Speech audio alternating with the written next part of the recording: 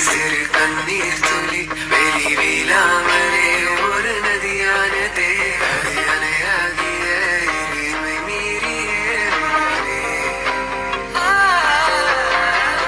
பேசாமலே மொழி வீணானதே உன்னை தேடாததால் உயிர் சோர்வானதே இமை உரையாடிய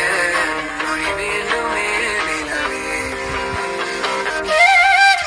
கண்ணோரமாய் சிறு